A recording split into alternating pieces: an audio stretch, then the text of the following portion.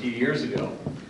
Along the way, I've met a lot of great people at this conference, made a lot of great friends, and here a few years ago, I received a phone call from a member of our lodge. He lives up in Sioux City. His daughter and her family were moving across country from Iowa to Maine, and they happened to end up in Ohio and were in a car accident.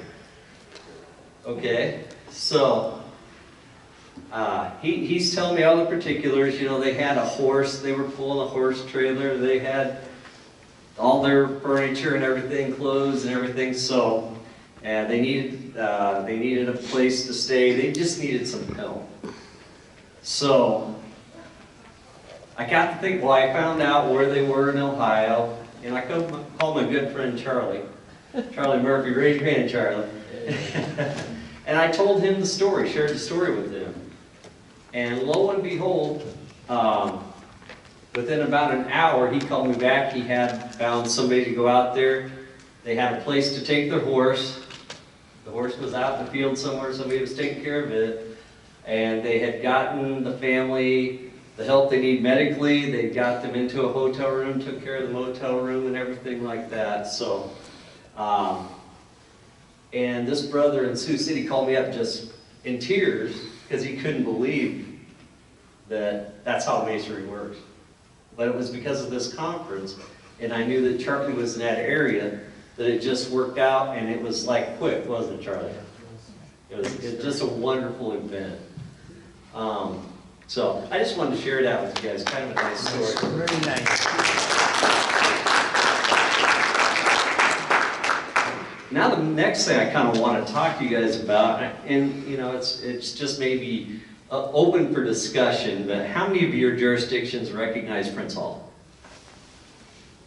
All of us. What would your thought be on including the Prince Hall jurisdictions in our conference in the future? Yes.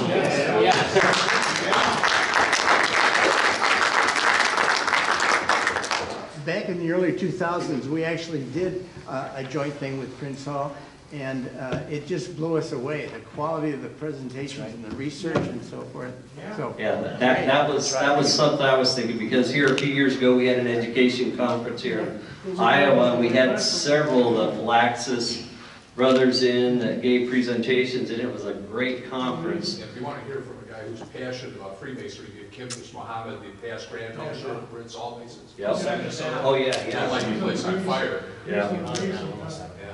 So I don't know if our bylaws we would have to change our bylaws to invite them or not.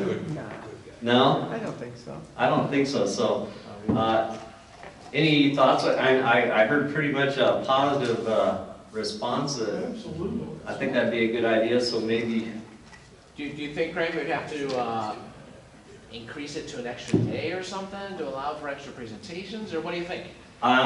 Your thoughts, guys. What do you It think? would depend on how many of them are interested in participating. Right. I think we need to find out. And if we've lost a couple of our regular, I don't want to say regular as opposed to Prince Hall, but I mean regular members that have been members of the past, we just lost apparently.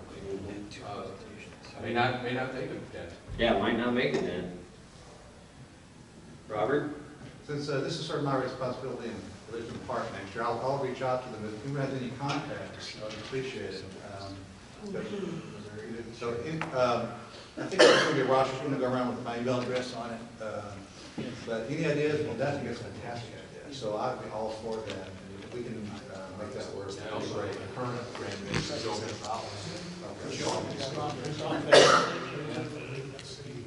Current Grand Master. Oh, I'm pretty sure. Yeah. Any other discussion about that guy? I think it's a great idea for us in the future. I think with, I think what we had 6 or 7 jurisdictions here. If we add another 6 or 7 jurisdictions, that gets us back to where we should be at the 13. We might have to run over, for 3 or 4 hours on Sunday morning, which is fine. We're still kind of centrally located in Omaha next year, right? Is it going to be in Omaha? It will be on. Okay, so it's not a bad drive there. So, yeah, It's not like Rapid City.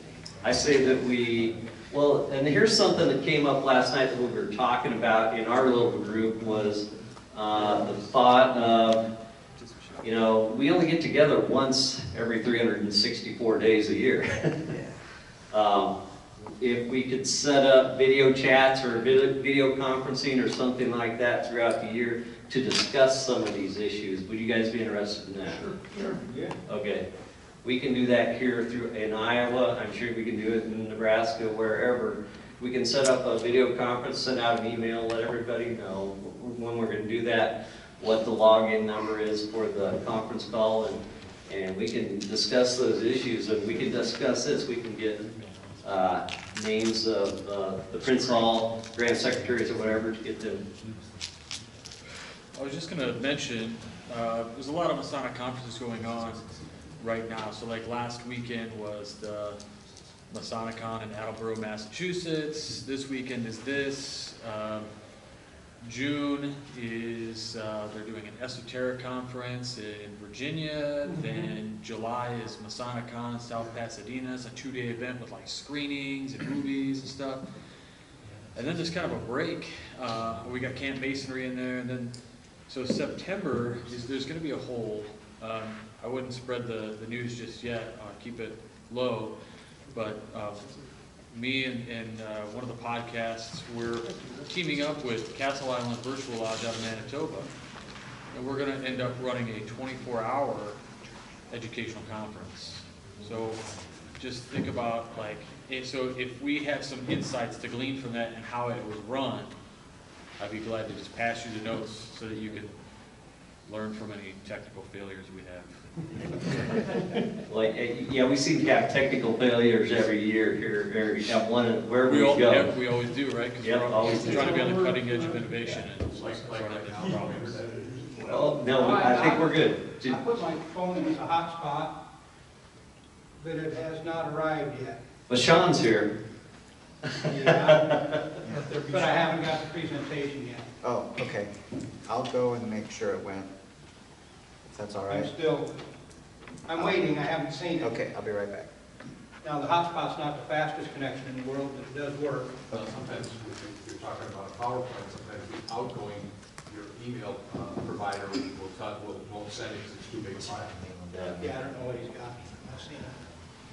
All right, are there any other topics you guys want to kind of touch on? I know you've got surveys that were passed out a little bit. And Do we need to talk about anything about bylaws? do we need to talk about something about bylaws? I know that there was some discussion last night about maybe proposing a bylaws to change the way we can change bylaws. Do we need to have a committee on that? Oh, this is not the Grand Lodge. I just heard a volunteer to be chair. So, brethren, just something that we were kicking around last night was, thank you, was do we need to change the bylaws to make it possible for perhaps local Masons to attend who are interested in Masonic education or others and get other attendance? And the good news is, no, we don't. Essentially, my read of the bylaws looking at it, if you look at this, it says the Midwest Conference on Masonic Education will provide an annual forum whereby Masons in the member jurisdictions and other parties who have a vital interest in Masonic education can come together, share experiences, knowledge, and insights related to the continuing development of the Masons in their jurisdictions. So essentially, we say in there very handily that anybody who wants to come along can come along. I think what we were thinking might be the problem was we do say that the jurisdictions that pay dues into the association, they get to send no more than 5 members of their jurisdiction as the jurisdictional members who would be the voting members to handle any business that comes up. But there's nothing that restricts us in that way from making that change, letting the jurisdictions who are hosting drive that kind of thing. So, Josh, from the beginning of the conference, people came. There was no Grand Lodge support or connection or anything like that. They, over the years, they came because they wanted to be a part of the group and share experiences? Sure, yeah, absolutely, and that, I think, I think everybody was kind of like, oh, do we need to do something? And the good news is no. Well, we don't need a committee. We don't need a committee. I told you, it's not the grand lodge. Oh, yeah. Might get done this time.